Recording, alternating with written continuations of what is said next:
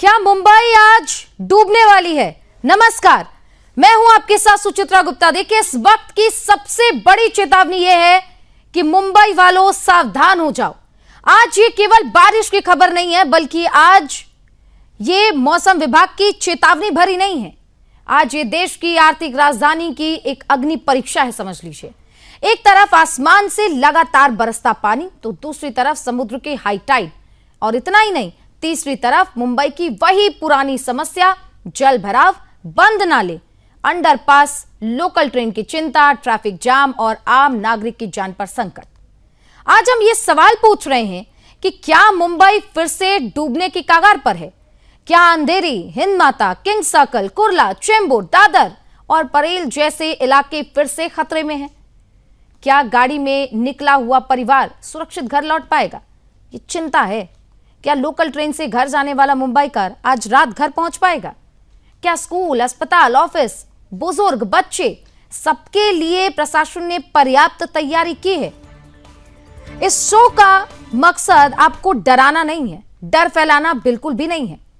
यह शो समय रहते चेताने के लिए है, क्योंकि बाढ़ आने के लिए बहादुरी की जरूरत नहीं है, लेकिन बाढ़ आने से पहले सावधानी आपके परिजनों की, आपके आस पड़ोस के जीवन को बचा सकती है।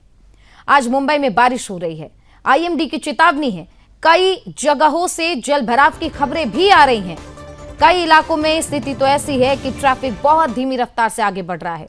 समुद्र के किनारे, अंडरपास, निचले क्षेत्रों में खतरा लगातार बढ़ रहा है। तस्वीरें आप देख रहे हैं, क्योंकि तेज बारिश के समय जब समुद्र की ओर से पानी की निकासी धीमी होती है, तब शहर की सड़कें तालाब बन जाती हैं। आज हमें सबसे पहले यह समझना होगा कि मुंबई को केवल बारिश नहीं डुबाती है। लेकिन अगर मुंबई को केवल बारिश नहीं डुबाती, तो कैसे मुंबई डूब जा रहा है? समझिए, मुंबई को डुबाता है बारिश। सिर्फ एक कारण नहीं है, इसके साथ हाई टाइड, कमजोर ड्रेनेज, बंद नाले, पांचवा अतिक्रमण, और साथ ही छठा रीजन है प्रशासन को देर से जागने की जो आदत है ना, वो व्यवस्था को सबसे ज्यादा कमजोर कर रही है। जब बारिश तेज होती है और समुद्र उफान पर होते हैं, तब शहर का पानी समुद्र में तेजी से नहीं निकल पाता।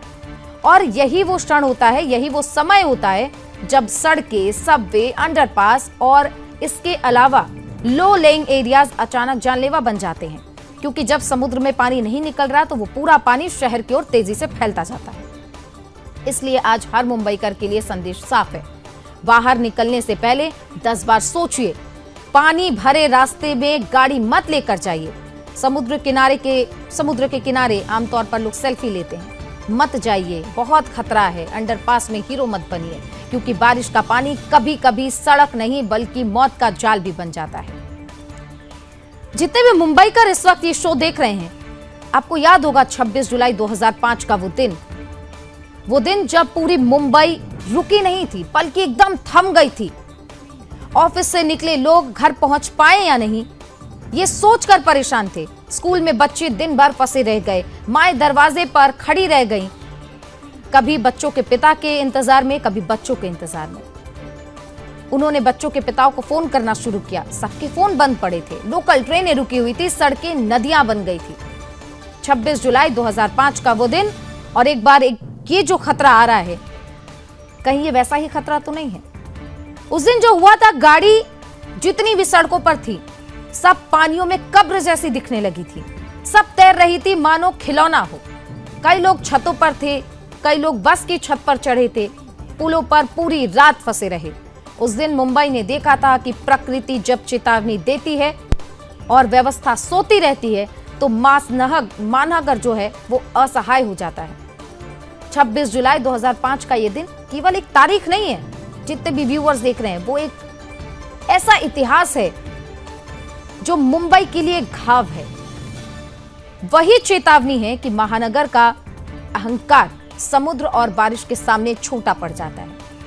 आज सवाल ये नहीं है कि 2005 जैसा होगा या नहीं, सवाल ये है कि 2005 से मुंबई की प्रशासन ने क्या सीखा, और सच में सीखा है या नहीं? क्या स्ट्रॉम वाटर ड्रेनेज पूरी तरीके से सुधरा है? क्या मीठी रिवर, नाले और आउटफॉल्स जितने भी हैं, सब सुरक्षित हैं? क्या फ्लड प्रॉन स्पॉट पर पंप और रेस्क्यू टीमें रेडी की गई हैं? ये सवाल प्रशासन से है। क्या रियल टाइम वार्निंग हर नागरिक तक पहुंच रहा है? प्रशासन अगर समय पर वार्निंग दे तो लोग थोड़े से अलर्ट हो जाएं। हालांकि तब वैसी व्यवस्था नहीं थी, लेकिन अब टेक्नोलॉजी बहुत एडवांस है। आप भी देखते होंगे, जितने भी दर्शक हमें देख रहे हैं, जब बारिश होने वाली होती है तो गवर्नमेंट की ओर से एक मैसेज आता है कि अगले 3 घंटे में आपके जनपद में बारिश होगी, हवाएं चलेंगी। क्या ऐसे मैसेजेस मुंबई में भी भेजे जा रहे हैं? या फिर हर साल की तरह पहले पानी भरेगा, फिर अफसर दौड़ेंगे और फिर लगातार बयानबाजी होगी, और फिर क्या वही जांच होगी और फिर सब एक दिन भूल जाएंगे? आज हम मुंबई के नागरिकों से हाथ जोड़कर ये बात कह रहे हैं कि अगर आपके लिए जरूरी नहीं है तो घर से बाहर मत निकलिए, निचले क्षेत्रों से बचिए। अंधेरी सबवे, मिलन सेवरे, हिंद माता, king circle, Gandhi market, Kurla, इसके अलावा सायन, चेंबूर, दादर, परेल, वर्ली, जितनी भी जगह है ना जहां पर जल भराव सबसे ज्यादा होता है, वहां के लोग और भी ज्यादा सतर्क हो जाइए। और जो लोग हमें सुन रहे हैं, अगर आपके कोई परिजन, कोई दोस्त, कोई रिलेटिव वहां रहते हैं तो उनको फोन करके इन्फॉर्म कीजिए कि सुदर्शन न्यूज ने खास शो करके लोगों को अभी से चेतावनी दे दी है कि आने वाले समय में अगर अभी भी सुधार नहीं हुआ, समय पर अलर्ट चेतावनी नहीं दी गई तो स्थिति बुरी हो सकती है। पानी में इलेक्ट्रिक पोल्स हैं, खुले हुए मैनहोल्स हैं, टूटे हुए पेड़ हैं, कमजोर दीवारें हैं, तेज करंट, ये सब जानलेवा है। इसीलिए बचाव जरूरी है। इसीलिए बेहतर क्या है, आप घर पर रहिए। देखिए, कोई भी गाड़ी पानी में अगर बंद हो जाती है तो गाड़ी बचाने से पहले आप खुद की जान बचाइए, क्योंकि अगर जान है तो जहान है, ये बात तो हम भी जानते हैं। और अगर आपकी जान बच गई तो गाड़ियां आगे भी आ सकती हैं। गाड़ी में बैठे मत रहिए इस बात का इंतजार करते हुए कि कोई देवदूत बनकर आएगा और आपको बचाएगा। दरवाजा खुलता है तो तुरंत सुरक्षित जगह से निकलिए बाहर। वहां से बाइक लेकर पानी में तो बिल्कुल मत उतरिए, और अंडरपास में उतरना आपके लिए आत्मघाती हो सकता है, इसके आप जिम्मेदार खुद होंगे। अब देखिए, बीएमसी, ट्रैफिक पुलिस, रेलवे और आईएमडी के ऑफिशियल अपडेट्स क्या कहते हैं। वो उन अपडेट्स के बारे में हम आपको लगातार बता रहे हैं और आप भी इन अपडेट्स पर नजर रखिए। इसमें इमरजेंसी में 112 यानी कि 112 पर कॉल करने के लिए बिल्कुल तत्पर रहिए और डायल नंबर में इस नंबर को रखिए। एम्बुलेंस के लिए 108 और मुंबई सिविक हेल्पलाइन के लिए 1916 पर आप कॉल कर सकते हैं। ये समय, दर्शकों एक बार फिर कहते हैं, पॉलिटिक्स का नहीं है, बल्कि ये पूरा मामला पब्लिक सेफ्टी का है। ये समय ब्लेम गेम का नहीं है, बल्कि लाइफ सेविंग एक्शन का है। और ये जो 3 तस्वीरें आप देख रहे हैं, जहां पर ये पनवेल की तस्वीर है, मरीन ड्राइव की है और मुंबई कोस्टल रोड की है। तस्वीरें देखिए ना, पनवेल किस तरीके से बिल्कुल नदी में बदल गया, तालाब बन गया है और गाड़ियों की रफ्तार धीमी है। पानी लगातार बढ़ता जा रहा है, ऐसे में खतरा भी बढ़ता जा रहा है। इतना ही नहीं, बल्कि देखिए, सेविंग एक्शन के लिए आपको भी तैयार रहना पड़ेगा, लेकिन इस एक्शन के बाद जवाबदेही भी होगी और इसकी होनी भी चाहिए कि बार बार हमेशा हादसे का इंतजार ही प्रशासन क्यों करता है। अब सवाल प्रशासन से भी है कि हर साल वही इलाके भाई क्यों डूबते हैं। ये सवाल मुंबईकर आपको भी अपने प्रशासन से पूछना है कि हर साल वही स्थिति, वही रोना, वही बयानबाजी और वही जांच के आदेश, लेकिन हालातों में सुधार क्यों नहीं।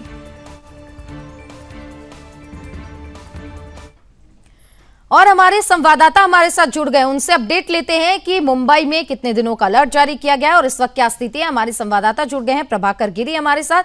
प्रभाकर, इस वक्त क्या स्थिति है? और साथ ही हमारे साथ एक संवाददाता जुड़ गए हैं, बाबूलाल राठौड़ हमारे साथ जुड़ गए हैं वो भी, और साथ ही हमारे साथ राकेश शर्मा सर जुड़ गए हैं, पर्यावरणविद हैं। आपका स्वागत। और राजेश, सबसे पहले जो है हम आपसे जानेंगे, लेकिन उससे पहले हम अपने संवाददाता प्रभाकर के पास चलेंगे, उनसे जानते हैं कि इस वक्त मुंबई में पूरी तरीके से क्या स्थिति है। जी प्रभाकर।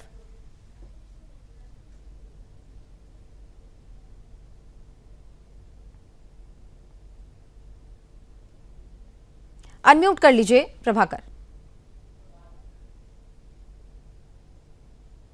जी सुचित्रा, मैं आपको बता दूं कि जिस तरह से जो है इस वक्त पानी जो है इस वक्त उतर चुका है, लेकिन मैं आपको ये भी बता दूं कि जहां बरसात जो है घंटे 2 घंटे यहाँ बरस लेती है, तो इसके बाद जो है यहाँ जल जमावड़ा आ जाता है। यहाँ पे आप देख सकते हैं जब भी मुंबई में बरसात होती है तो कीचड़ा किसी न किसी पे फोड़ा जाता है कि कभी प्रशासन पे, कभी किसी पे, हम बीएमसी पे कभी ठिकरा छोड़ देते हैं यहाँ पे। लेकिन इस वक्त जो है खुद बीएमसी जो है इस वक्त बीजेपी के हाथों में है और ये महायुति के हाथ में।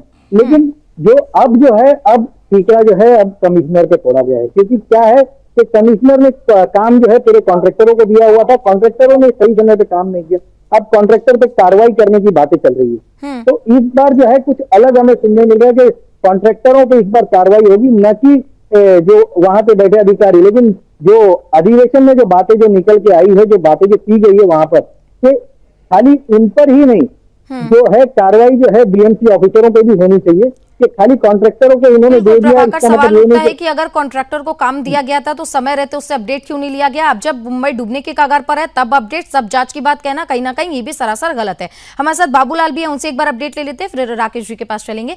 बाबूलाल, आप इस वक्त कहाँ पे मौजूद है? वहां पर क्या बारिश की स्थिति है और मौसम विभाग की ओर से क्या कहा गया? देखिए, इस वक्त मैं छत्रपति संभाजी नगर में हूँ और अगर हम बात करें तो पूरे मराठवाड़े में कई जिलों के हालात खराब है, कई गांवों के संपर्क टूट चुके। हालांकि अगर हम बात करें तो मौसम विभाग ने समय समय पर अपडेट जानकारी दिया है कि कहां पर कैसी बारिश होगी, कब बारिश होगी। इसके बावजूद भी सिस्टम ने बरोबर काम नहीं किया, सरकारी तंत्र विफल रहा है। उसी का नतीजा है कि जगह जगह पर जो पानी भर गए, नाले बह रहे हैं, क्योंकि उनको सिस्टम ने सही ढंग से सफाई नहीं की है। हालांकि अगर हम बात करें तो इस वक्त बार जो है समय काफी मिला था, क्योंकि बारिश इस बार 20 से 25 दिन देरी से मौसम आया है। हालांकि बताया जा रहा था कि जून के प्रारंभ में ही जो है बारिश आ जाएगी, लेकिन मौसम विभाग की तरफ से कहा गया है कि इस बार 20 से 25 दिन देरी से बारिश होगी। और इतना कहने के बाद भी अगर प्रशासन ने, सिस्टम ने जो साफ सफाई का ध्यान नहीं रखा, जो नाले थे जो कचरों से भरे हुए थे उनको साफ नहीं किया गया। हर बार इस तरह से दावे किए जाते हैं लेकिन पूरे दावे विफल होते हैं। और इस बार भी पूरे दावे इस बारिश के चलते दिखा दिया है कि जो सरकार तंत्र के दावे किए गए थे पूरी तरह से विफल है और इसका सीधा सीधा नुकसान आम नागरिकों को हो रहा है। कई स्कूलों में पानी, जो बच्चे छोटे छोटे स्कूल जाते हैं उनके हालात खराब है। हमने 2 दिन पहले वो तस्वीरें दिखाई कि छोटे छोटे बच्चे अपने स्कूल से पानी निकाल रहे, गिलास लेके, जहाँ पढ़ाई करने गए पानी उनको निकालना पड़ रहा। इस तरह के हालात, ये तस्वीरें महाराष्ट्र को देखनी पड़ रही। बिल्कुल, हर साल वही दावे, वही कहानी, लेकिन सीखते कुछ भी नहीं है। लेकिन चेतावनी के साथ साथ ये भी जरूरी है कि प्रशासन कितनी तैयारी अभी तक कर चुकी है, उसके बारे में हम आपसे आगे भी अपडेट लेंगे। हमारे साथ राजेश जी बने हुए हैं। राजेश जी, एक बार फिर से 2005 का वो मंजर मुंबई के लोगों के सामने, उनके आंखों के सामने नजर आ रहा है।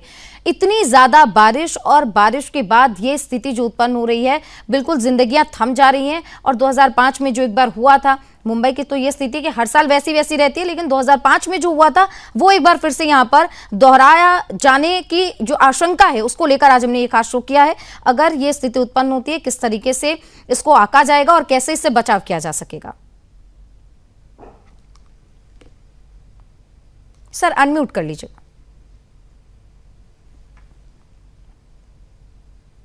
ये प्रशासन की विफलता नहीं है, ये समाज की विफलता नहीं है, ये सरकारों की विफलता नहीं है, ये एक आम आदमी की विफलता है, प्रत्येक नागरिक की विफलता है।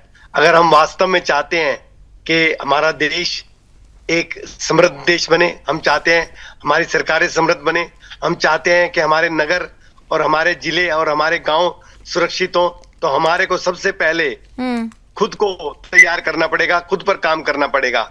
ये जो 2005 की स्थिति को हम बार बार गिन रहे हैं, ये 2005 की स्थिति नहीं है, ये रोज की स्थिति है। आज पूरे देश में कहीं बाढ़ आ रही है, कहीं सूखा पड़ा हुआ है, कहीं पर भूकंप आ रहा है, कोई ना कोई आपदा, कोई ना कोई त्रासदी जो है आम आदमी को घेरे हुई है। उसका एकमात्र कारण है प्रकृति के प्रति जो हमारी गंभीरता होनी चाहिए, इंसान की जो सोच होनी चाहिए, समाज की जो सोच होनी चाहिए, सरकार की जो सोच होनी चाहिए, सरकार का जो कार्य होना चाहिए, वो कार्य कहीं भी नजर नहीं आता। नहीं आ रहा। आज सारी सरकारें भी, समाज भी और प्रत्येक नागरिक भी जो है इस बात से बेखबर है कि हमारे साथ क्या होने वाला है, हमारे बच्चों के साथ क्या होने वाला है। अगर हम चाहते हैं कि नहीं ये सरकारें अच्छे से काम करें, तो हमें भी जागरूक होना पड़ेगा, समस्याओं के प्रति भी और उनके समाधान के प्रति भी।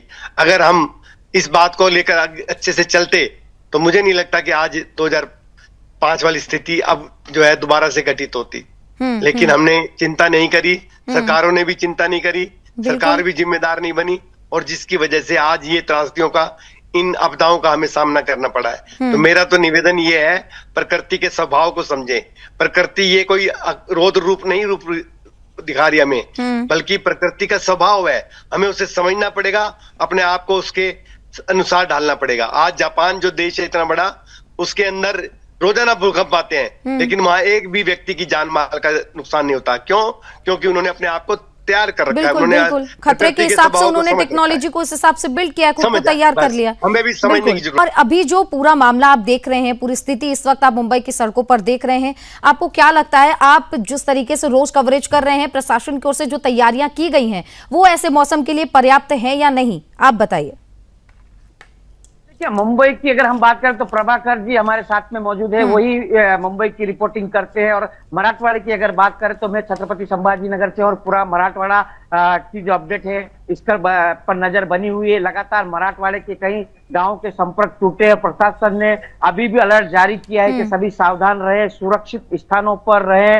बाढ़ जैसे हालात को देखते हुए जो निचले हिस्से उनको खाली कर दिया जाए, इस तरह की अपील भी प्रशासन की तरफ से की गई है। लेकिन बड़ा सवाल फिर यही उठता है कि जब ऐसे मोमेंट तैयार हो जाते हैं, उसके बाद प्रशासन की नींद क्यों खुलती है? क्यों समय से पहले उन हालातों को सुधारा जाना चाहिए? वहां पर अगर ऐसी स्थिति है तो वहां पर पहले से ही जो यंत्रणा है उसको लगाना चाहिए, लेकिन ऐसा होता नहीं है।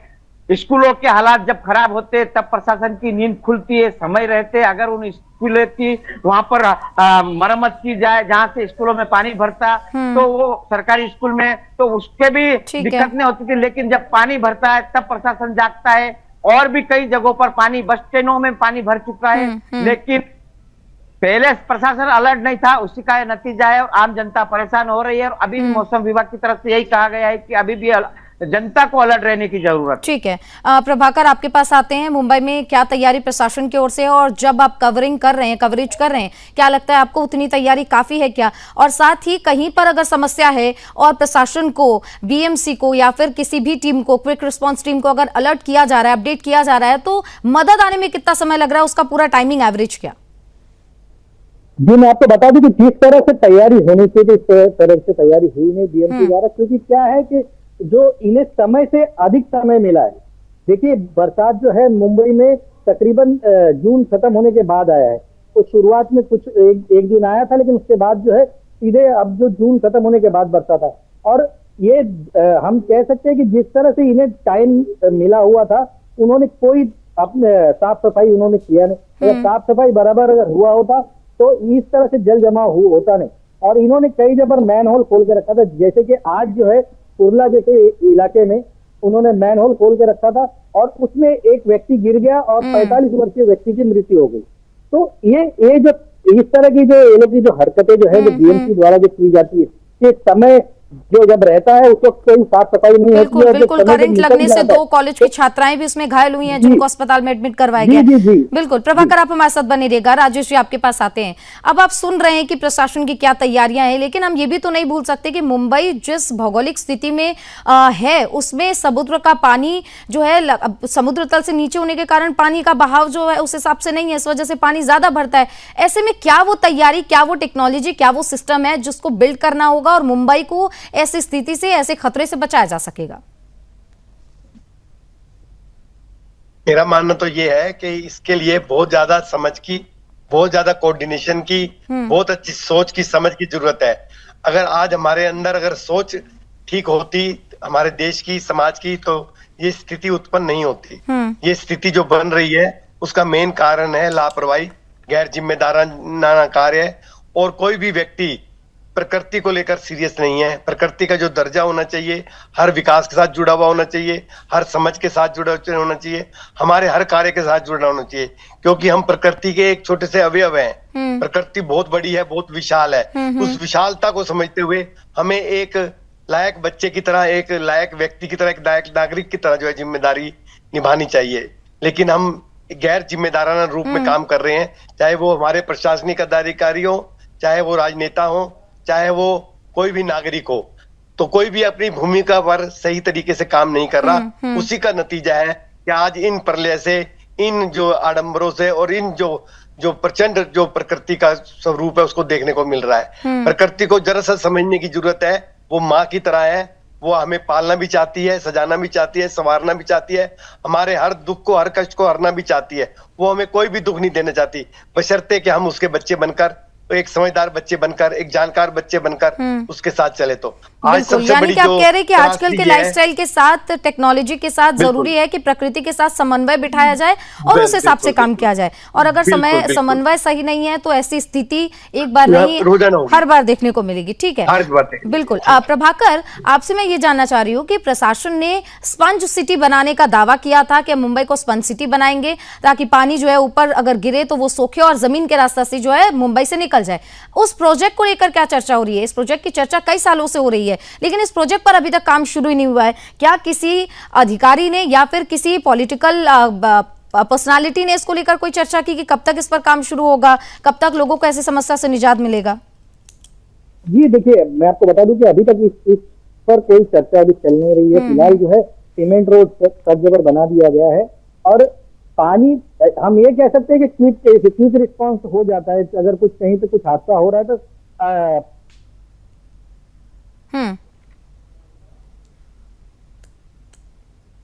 जिस तरह से यहाँ पर जो काम जो चल रहा है, जिस तरह से जो तैयारियां जो बनी हुई है, वो कहीं ना कहीं हमें ये देखने मिल रहा है कि जो है तैयारी जो है बराबर नहीं है यहाँ पर। तो पानी जो है हर वर्ष की तरह इस वर्ष भी भरी गया है यहाँ पर और जो है तरक्की है। अभी बरसात इस वक्त हम कह सकते हैं कि इस वक्त नहीं है, तो कहीं ना कहीं पानी का जो है जल जमाव नीचे चला गया है और निकासी हो गई है। लेकिन अभी जो है एक घंटे के लिए भी अगर बरसात हो जाए तो पूरा पानी भर जाएगा। ये 2005 की अभी स्थिति बनी नहीं है। 2005 में जिस तरह से जो माहौल जो था, 2005 में जिस तरह से बरसात हुई थी, अभी हुई नहीं है, लेकिन हर वर्ष जो है होता है। और इस वर्ष भी अगर बरसात अगर उस तरह से अगर हुआ तो मैं आपको कह सकता हूं कि फिर से हमें उस स्थिति देखने मिल सकती है। बिल्कुल बिल्कुल, क्योंकि 2005 में जो हुआ था वो काफी ज्यादा हॉरिफाइंग था। लोगों की मौत भी, दर्शकों मैं आपको बताऊं, 1000 से ज्यादा ऊपर की मौतें दर्ज की गई थी और इस वजह से सावधान रहने की जरूरत है जितने भी मुंबई करे। राजेश जी, मेरा सवाल अब आपसे होगा, अभी पूरा जो मामला है आप देख रहे हैं, ना सिर्फ आपने इस बात का जो है इसमें चर्चा की कि कहीं पर बारिश है, कहीं पर सूखा पड़ा है, कहीं पर भूकंप आ रहे हैं, लेकिन पर्यावरण के साथ समन्वय बनाने के लिए जब बातचीत होती है, जब हम आर्किटेक्चर को डेवलप करते हैं, जब हम एडवांस टेक्नोलॉजी का इस्तेमाल करते हैं, तो आर्किटेक्चर को डेवलप करने के लिए इन सब में एनवायरमेंट का क्या काम होता है, क्या रोल होता है और उसको किस तरीके से बिल्ड करें ताकि ऐसी परेशानियों से थोड़ा बहुत एटलीस्ट निजात मिल सके? ये जितना भी हो रहा है सब वो दिखावा है, आडंबर है, शोबाजी है, एक दूसरे को नीचा दिखाने की प्रक्रिया है। गंभीरता बिल्कुल भी नहीं है। और कोई भी कार्य हो, चाहे वो घर का हो, चाहे समाज का हो, चाहे देश का हो, जब तक गंभीरता नहीं होगी तब तक उसका रिजल्ट नहीं आएगा। आज प्रकृति को हम गंभीरता से ले ही नहीं रहे। हम जिसके अवयव हैं, जिसके तत्व हैं, जिसका रूप है, जिसके बच्चे हैं, जिसकी औलाद है, जब औलाद अपने माँ बाप की जिम्मेवारी भूल जाती है, माँ बाप का महत्व नहीं समझती, माँ बाप को महत्व नहीं देती, तो किस प्रकार से समस्या का हल होगा? तो प्रकृति को हमारे को सबसे आगे लेकर चलना पड़ेगा।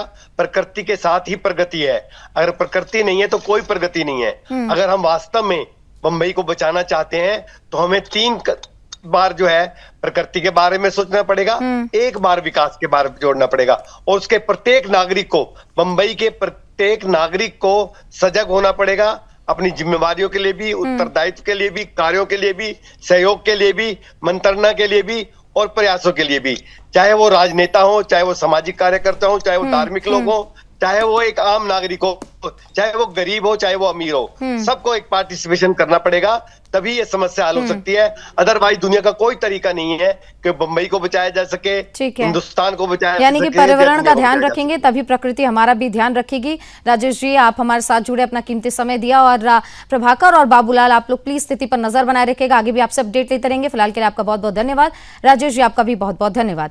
तो देखिए, बारिश बहुत सुंदर होता है, लेकिन अगर लापरवाही के साथ वही बारिश विनाश बन जाती है तो स्थिति आज जैसे मुंबई की हो रही है वैसी हो जाएगी। इसलिए आपसे बार बार अपील है कि समुद्र के किनारे मत जाइए, अंडरपास पे जाने से बचिए और आगे भी अपना ध्यान रखिए, अपने परिवारजनों का ध्यान रखिए। फिलहाल के लिए बस इतना ही। बने रहिए सुदर्शन न्यूज के साथ। नमस्कार।